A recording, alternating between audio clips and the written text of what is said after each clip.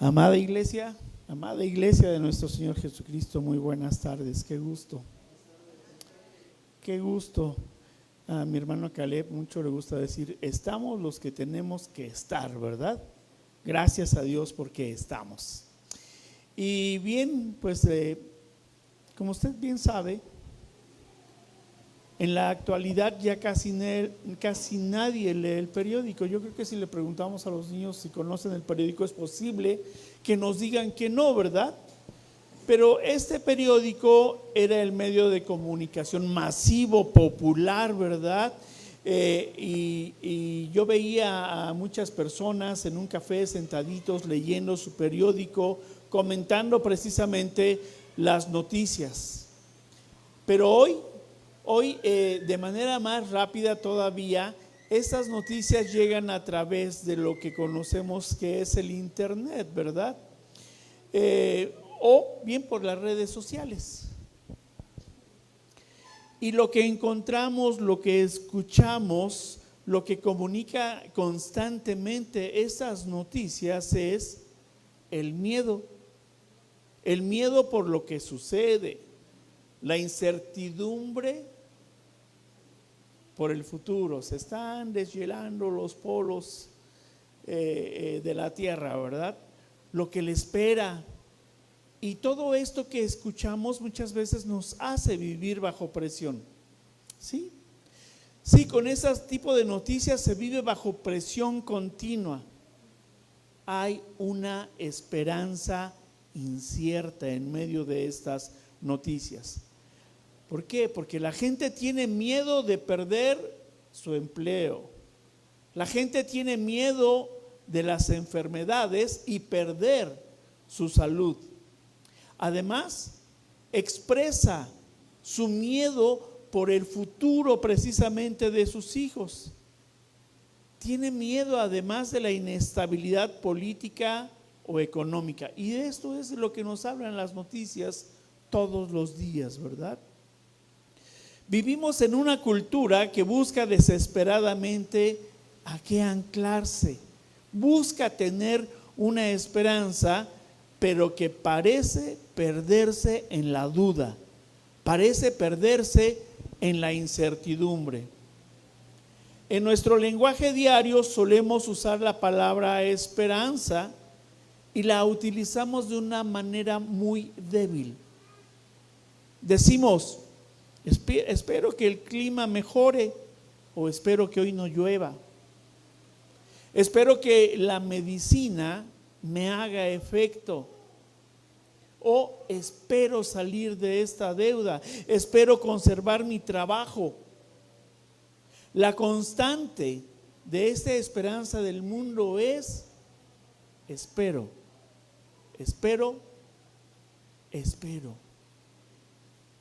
Pero para el mundo la esperanza no es más que un deseo lleno de dudas, es un deseo lleno de dudas, de miedos, que no tiene certeza de que las cosas salgan como uno espera. Pero hace más de 2000 años, el apóstol Pedro, usted conoce a ese Pedro que caminó sobre las aguas y tuvo miedo de las circunstancias y la presión que había alrededor, y usted sabe que ¿qué sucedió? Se hundió, ¿verdad? Este Pedro le escribió una carta a un grupo de hombres y mujeres que sabían exactamente lo que era vivir bajo presión. Él ya lo había experimentado. Cuando los fariseos le prohibían hablar de la palabra del Señor, llevar el mensaje de salvación, le decían que no proclamara la palabra porque si no iba a ser encarcelado y además azotado. ¿Y qué hizo Pedro? No se intimidó, no le dio miedo, él continuó, ¿verdad? Pues bien, este Pedro le escribe a estos cristianos dispersos y que se encontraban marginados por su fe, que eran rechazados por la sociedad y rodeados de amenazas. Y a ellos Pedro no les escribe una nota de simpatía, no les dice, como muchas veces solemos decir, por cortesía, voy a orar por ti, hermano. No, no, sino que sabía de la necesidad real de las personas, de las amenazas y de las carencias con las que vivían. Es entonces que les escribe una verdad conmovedora que hoy también es para nosotros. Y para encontrar esta verdad conmovedora y de la manera en cómo les da este mensaje, le voy a pedir que abra su Biblia y busque precisamente la primera carta de Pedro. En el capítulo 1, en el versículo del 1 al 5, le voy a dar lectura a este pasaje. Sígalo usted ahí con su vista. Primera carta de Pedro, capítulo 1, versículos del 1 al 5. Y dice: Pedro, apóstol de Jesucristo, a los expatriados de la dispersión en el Ponto, Galacia, Capadocia, Asia y Bitinia, elegidos según la presencia de Dios Padre en santificación del Espíritu, para obedecer y ser rociados con la sangre de Jesucristo. Gracia y paz os sean multiplicadas.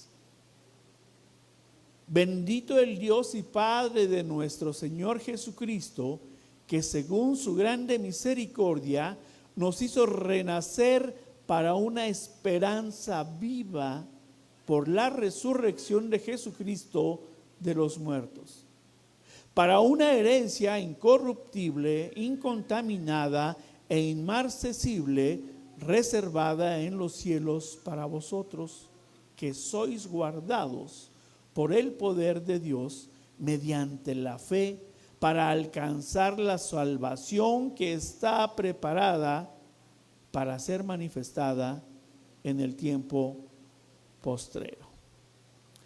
Acompáñeme a orar, iglesia. Cierre sus ojos. Dios Padre bendito y de la gloria, gracias.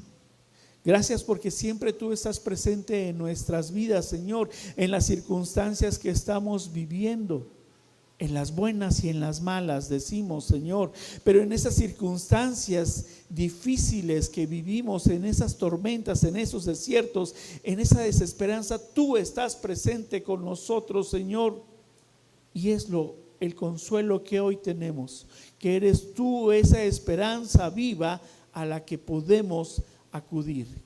Que no veamos, Señor, las circunstancias que tenemos enfrente, sino que veamos precisamente tu presencia en nosotros, que nos ha dado vida y vida nueva, vida abundante para vida eterna. Espíritu de Dios, toma control de mi corazón, de mis pensamientos, de mis palabras, Señor, y guíame. Y que esta palabra de Dios Padre sea sellada en nuestros corazones para asirnos de Él en los momentos de dificultad. Oro y te ofrezco, Señor, este mensaje en el poderoso nombre de mi amado Señor Jesucristo. Amén.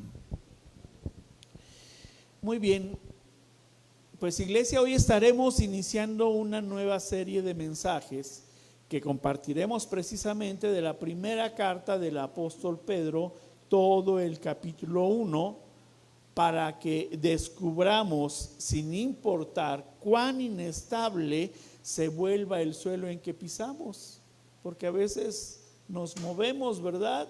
Las presiones de la vida o las circunstancias difíciles que nos hacen tambalear, que nos hacen dudar, que nos debilitan en la fe, porque debemos de estar seguros de nuestra identidad y de que nuestra esperanza no está en el mundo. La serie le he denominado Esperanza Viva para Tiempos Difíciles. Este va a ser la serie que estaremos desarrollando durante el mes, y el mensaje de hoy lleva por nombre Nacidos para una nueva esperanza. Nacidos para una nueva esperanza. Desarrollaremos este mensaje en 2 puntos. Punto 1, renacidos por la esperanza. Mire, el apóstol Pedro dirige su primera carta, como lo vemos en el versículo 1 de nuestro texto. Lo dirige a los cristianos expatriados y dispersos que vivían en 5 provincias romanas de Asia Menor, que es Ponto, Galacia, Capadocia, Asia y Bitinia. Actualmente esto corresponde al país de Turquía. Ahí están estas 5 provincias. Y estos creyentes, tanto judíos como gentiles, convertidos, los llama extranjeros o peregrinos de la dispersión. Y dirige esta carta porque estos extranjeros o peregrinos de la dispersión sufrían pruebas difíciles y hostilidad o persecución a causa de su fe en Jesucristo. Y desde luego que aunque ellos en este tiempo no tenían periódico que leer, se levantaban por la mañana con noticias que no eran desagradables para ellos. Más bien eran noticias desesperanzadoras. Pero desde luego que en medio de ello había un propósito. Y el propósito que tiene el apóstol Pedro para escribirles es animarlos a mantener la esperanza, actuar correctamente y por medio de la fe ser fieles a pesar del sufrimiento. ¿Algunos de los que estamos aquí le gusta sufrir? No, ¿verdad? No. Pedro primeramente se refiere a estos lectores destinados y les llama elegidos. Ahora dígame, ¿es usted un elegido? Es usted, amén, es usted un elegido. Y esto simplemente significa que tanto aquellos cristianos de este tiempo y hoy nosotros fuimos elegidos por Dios de una manera particular, ¿verdad? La característica inicial hacia los lectores como elegidos está destinada a fortalecer y animarlos en las aflicciones, en el dolor, en el sufrimiento, en la prueba que estaban viviendo. Dice nuestro versículo 3 de nuestro texto: bendito el Dios y Padre de nuestro Señor Jesucristo. Y mire qué manera de dar alabanza al Padre y de animarlos en medio de ese dolor que ellos estaban experimentando. Tal vez familias separadas, ¿verdad? Por la adversidad. En medio de los sufrimientos del dolor que estaban enfrentando los cristianos de este tiempo, pese a los miedos con los que vivían, el apóstol Pedro les enseña a dar alabanza en las circunstancias difíciles que estaban padeciendo. Y mire que no les enseñó a quejarse, sino que sí era real el sufrimiento que estaban viviendo, pero que les dijo: en medio de ello, bendice al Señor. Bendito el Dios y Padre de nuestro Señor Jesucristo. Sigue diciendo el versículo 3, que según su grande misericordia nos hizo renacer para una esperanza viva. ¿Para qué nos hizo renacer? Dice el texto, para una esperanza viva. Dios, por su gran amor y misericordia, nos da una nueva vida y nos da una esperanza que es real, que es cierta y que es eterna a través de la resurrección de Jesús. Esta nueva vida no va a depender de nuestras fuerzas, sino que dependemos de la gracia de Dios. ¿Alguno de ustedes decidió nacer físicamente? No, ¿verdad? Nadie decidimos nacer físicamente. Del mismo modo, el nuevo nacimiento, renacer para una esperanza viva, es fruto de la misericordia de Dios, no es nuestro. es fruto de la misericordia divina. Es una acción soberana que Dios ha iniciado ya en nuestras vidas. Acompáñeme ahora al Evangelio de Juan, en el capítulo 3.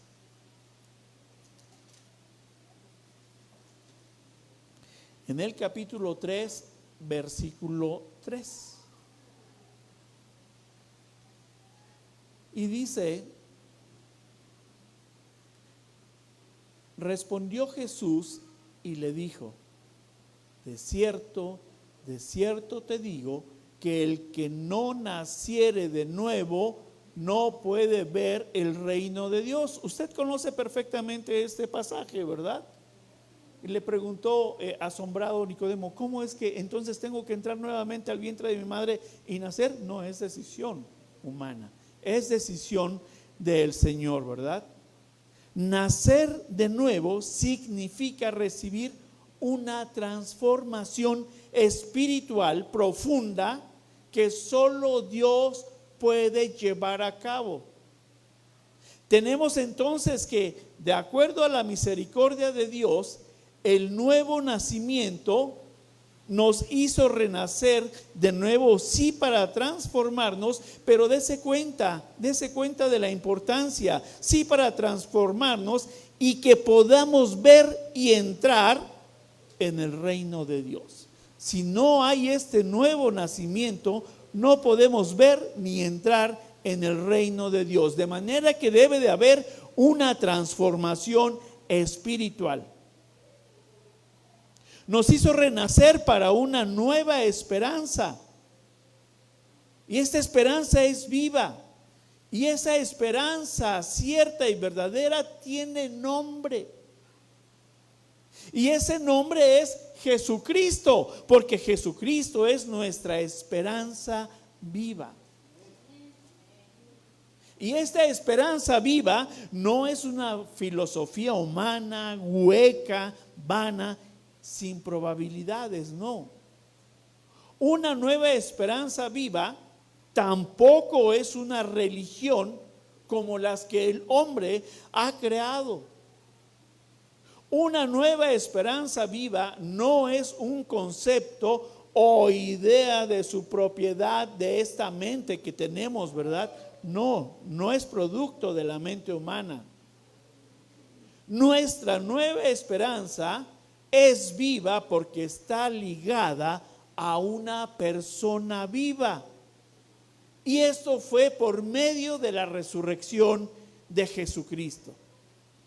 De manera que si la tumba está vacía, la esperanza del creyente es viva y está intacta y es real y es verdadera en nuestras vidas.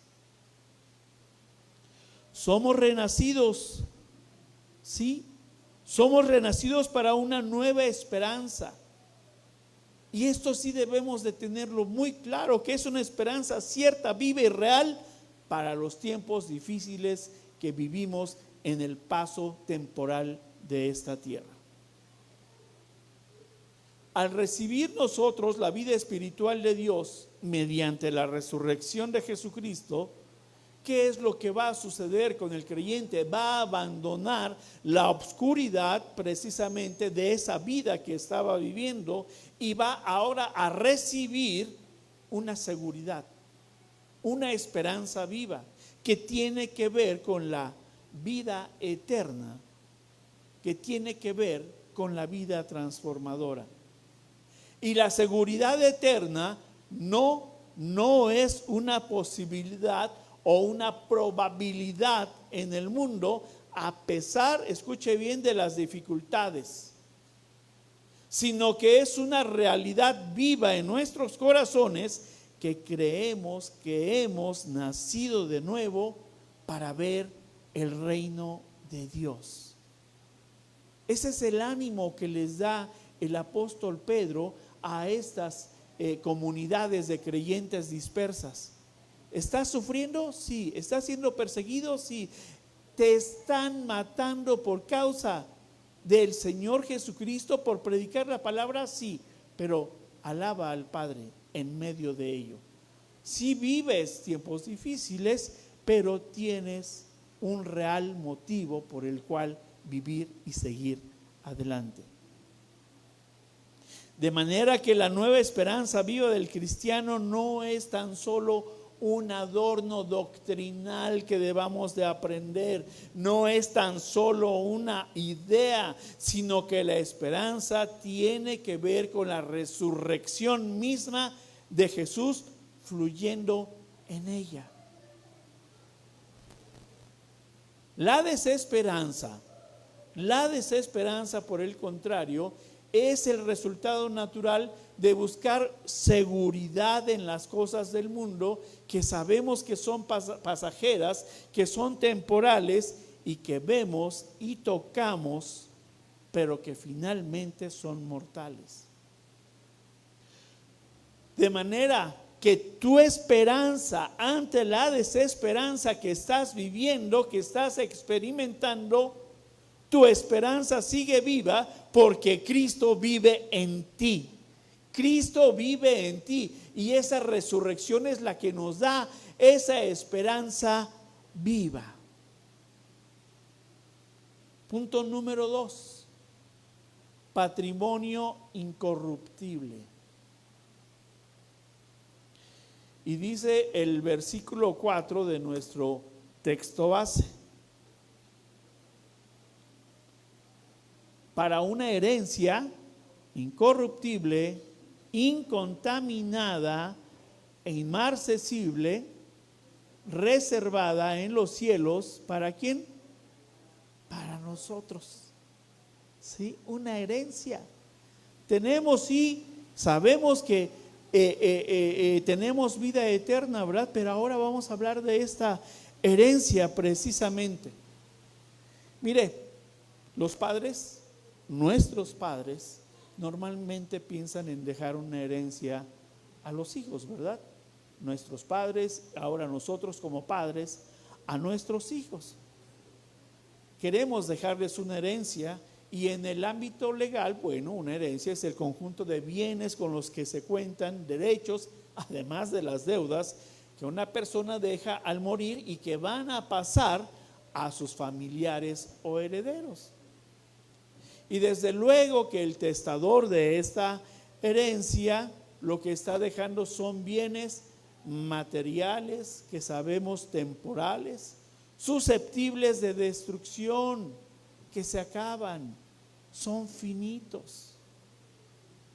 Usted puede tener la esperanza de que le dejen una herencia. Es una probabilidad de que se puede dar o no, porque no hay seguridad de que lo hereden. En cambio,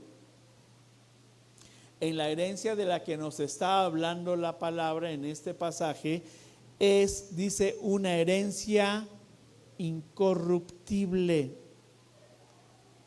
Es una esperanza real.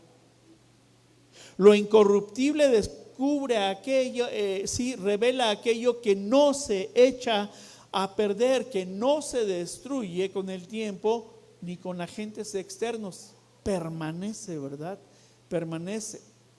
Dios es quien está ofreciendo una herencia eterna, una palabra viva que nunca falla y una transformación espiritual que va a superar la fragilidad humana. Lo que Dios ofrece para tu vida y la mía es la seguridad de que no importando las circunstancias externas difíciles que estemos viviendo, su herencia no se destruye, su herencia no nos la va a quitar. Pero además dice que es una herencia incontaminada. Esta herencia espiritual dice que es pura, no se puede manchar con el mal del mundo, no puede perder su valor y está guardada en el cielo por Dios. Es pura porque es una herencia libre de pecado, mancha o imperfección. Es una herencia inmarcesible, lo que significa una bendición que nunca va a perder su brillo, una bendición que no se va a marchitar, una bendición que no irá perdiendo este poder, a diferencia de los bienes terrenales que se devalúan o que se pierden, ¿verdad? Esta herencia divina está asegurada por el poder de Dios y reservada eternamente. ¿Por qué es importante? Porque es importante que conozcamos de esta esperanza viva. Porque esta esperanza viva nos va a ayudar a vencer el dolor y nos va a dar paz en esos días difíciles que vivimos. Porque no me diga que no tiene días difíciles. Recuerde su esperanza viva y tendrá esta paz en sus días difíciles. Porque es segura, porque Dios nos cuida desde el cielo y no dependemos de nuestras fuerzas para tener esta paz. Y además, esta esperanza viva mira al futuro. Te recuerda que tu hogar final no es este mundo pasajero. Tienes un destino cierto, real y verdadero. Tenemos entonces que la herencia de Dios es la esperanza real, cierta y verdadera, y es diferente porque tiene que ver con las cosas eternas de Dios, de las cuales nos hace herederos y coherederos por medio de su Hijo Jesucristo. Acompáñenme ahora a la carta a los Romanos en el capítulo 8.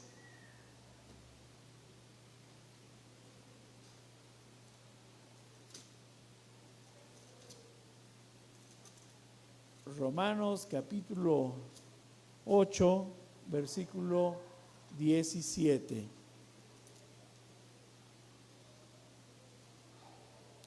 ¿Qué dice? Y si hijos, también herederos, herederos de Dios y coherederos con Cristo, si es que padecemos juntamente con Él, para que juntamente con Él seamos glorificados. Mientras en el mundo se vive una vida de esperanzas probables e inciertas, esperanza que no le dan ninguna seguridad, ninguna certeza, en el mundo espiritual la esperanza se vive de manera diferente.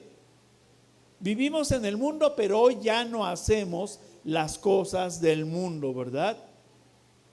En el mundo se duele de las circunstancias difíciles, se duele de las pruebas y se puede mirar a uno mismo y victimizarse de lo que le está sucediendo. Y pierde de vista esto porque no está padeciendo juntamente con Cristo. Es por eso que continuamente hay queja en contra de Dios por lo que le está sucediendo.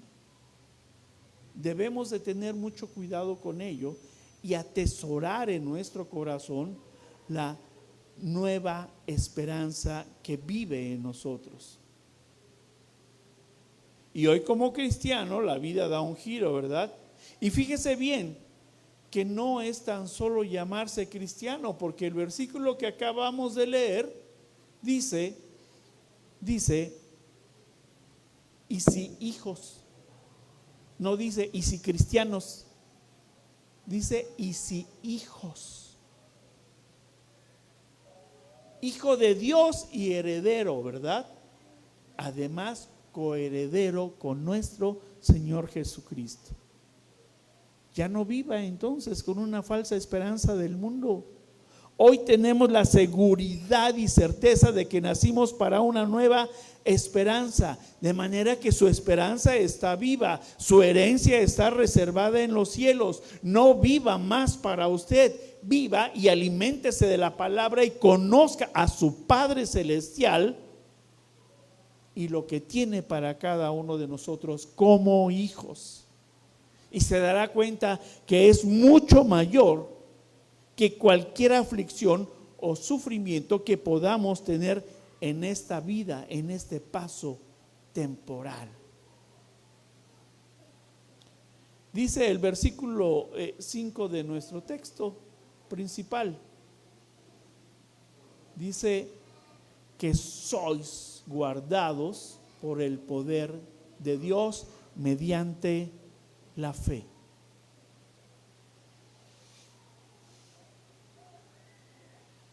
El apóstol Pedro enseña que Dios usa su gran poder para cuidar a sus hijos, ¿verdad? El apóstol Pablo le pidió ¿cuántas veces a Dios? 3 veces que le quitara el aguijón de la carne, ¿verdad? ¿Qué fue lo que le contestó Dios? ¿Quieres saber qué le contestó? Vaya a la segunda carta a los Corintios en el capítulo 12.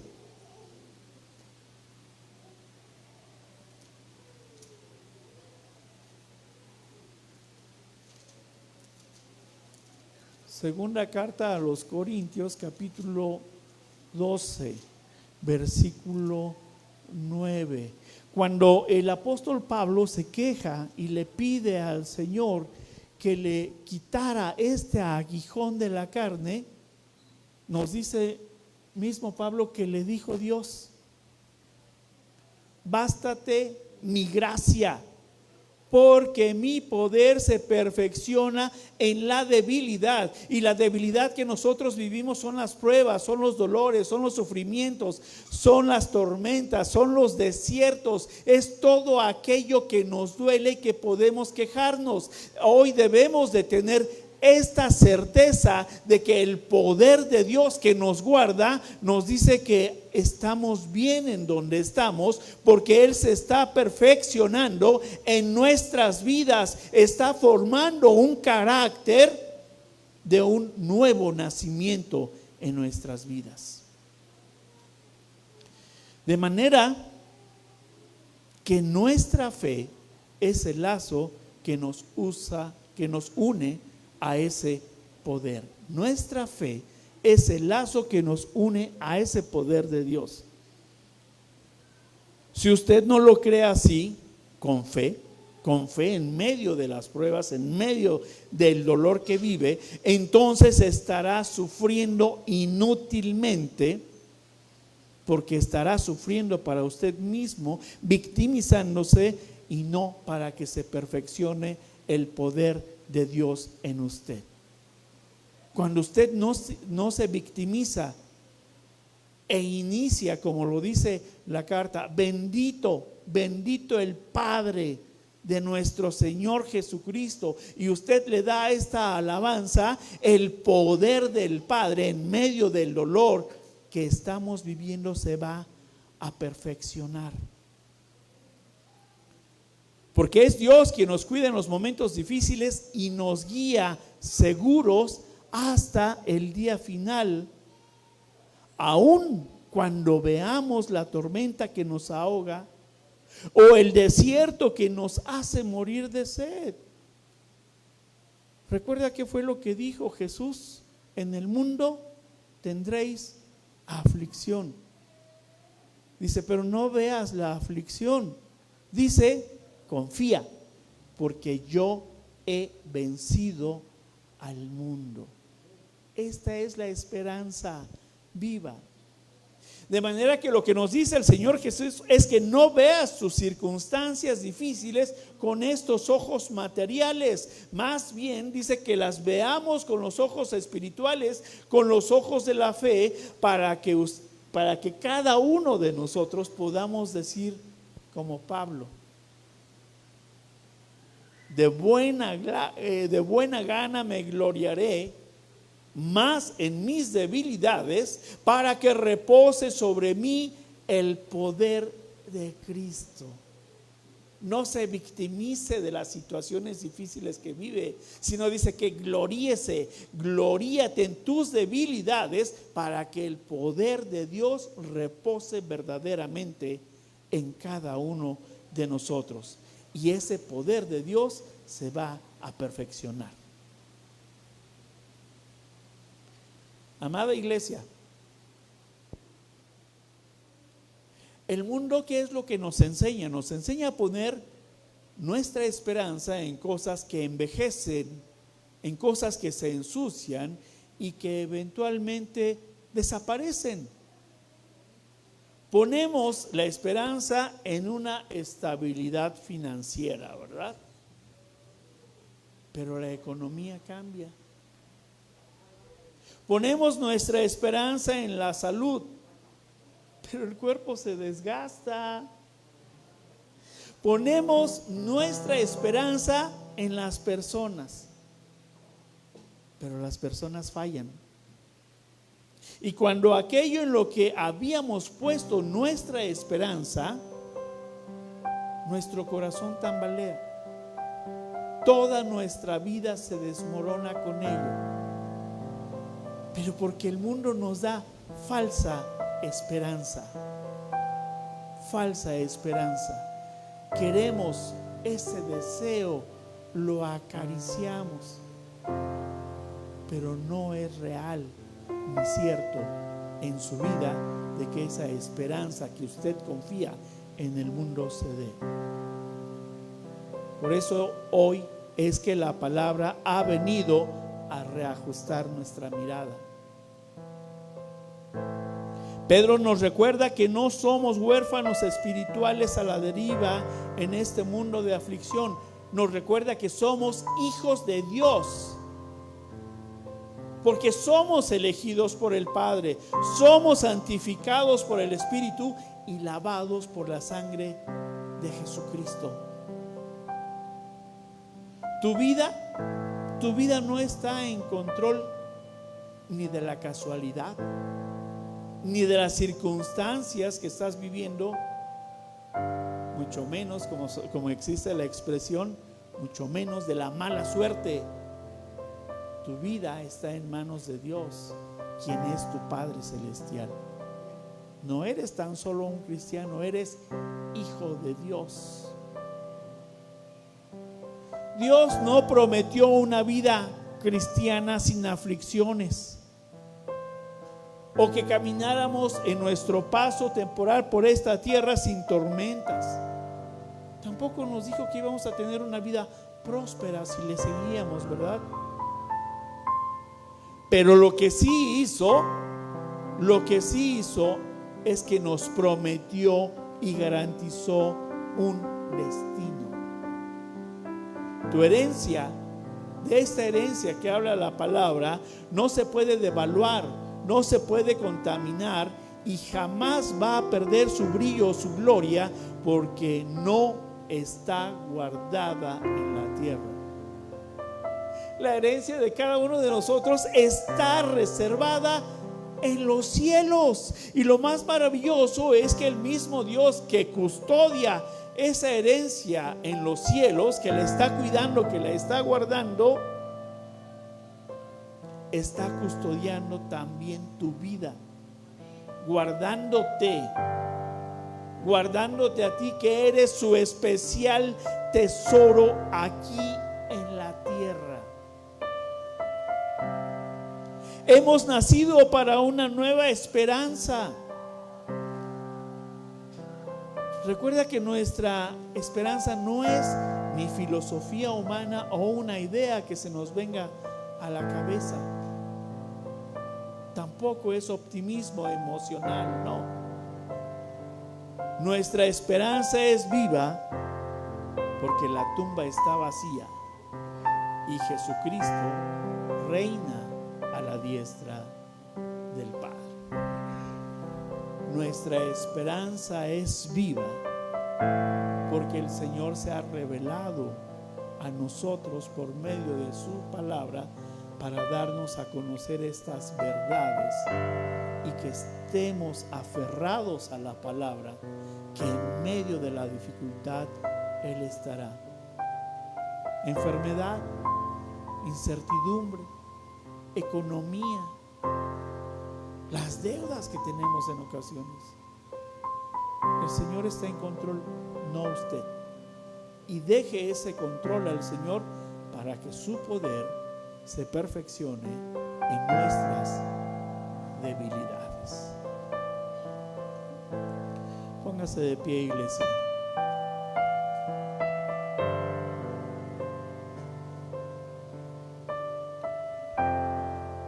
Este es un llamado para ti. A ti que te sientes agotado y abrumado por las circunstancias. Quizás has dejado que las noticias, no tan solo de los periódicos, las noticias que diario llegan a tu vida, la enfermedad que ronda también, o la escasez, no permitas que te roben la paz. Y sientes que tu fe se ha ido apagando. ¿Qué es lo que Dios nos dice? Levanta tu cabeza. En medio de esas circunstancias difíciles, tu salvación sigue intacta. Lo que nos está diciendo el Señor es que Él nos está guardando. Si necesitas tomarte fuertemente, reanclar tu esperanza en Cristo y soltar el control de tus cargas, este es el momento de que lo hagas. Confía en fe y deposítate en el Señor. Y dile que estás cansado, que estás agotado, que estás abrumado por la situación que estás viviendo. Este es un llamado a ti que has estado buscando seguridad en las cosas equivocadas. Si te das cuenta que has construido tu paz sobre cimientos de arena, como tu trabajo, tus fuerzas, la aprobación de los demás, hoy el Señor te llama a arrepentirte y a poner tu fe en la roca inconmovible de su gracia. Muchas veces buscamos esta seguridad en las personas, no dependemos de las personas. Es un llamado a ti, a quien nunca ha experimentado este nuevo nacimiento, a pesar de haber confesado al Señor. Si estás aquí y reconoces que no tienes esa esperanza viva, de los que asisten eventualmente a las reuniones dominicales, que vives sin la certeza del perdón de tus pecados, que no conoces, no sabes de una herencia eterna, o que tus ojos están puestos en los hermanos, hoy la misericordia de Dios te abre los brazos. Él quiere hacerte renacer por medio de la fe en Jesucristo. ¿Estás viviendo tiempos difíciles? Nuestra esperanza no depende de lo que cambia en el mundo. No depende de las noticias que recibamos, ni de las circunstancias que vivamos, sino que lo que Dios ya garantizó a través de la resurrección de Cristo es nuestra esperanza. El mundo ofrece tiempos difíciles, pero no olvides que somos nacidos para una nueva esperanza, porque nuestra esperanza no es un deseo incierto. Nuestra esperanza es una persona resucitada y su nombre es Jesús.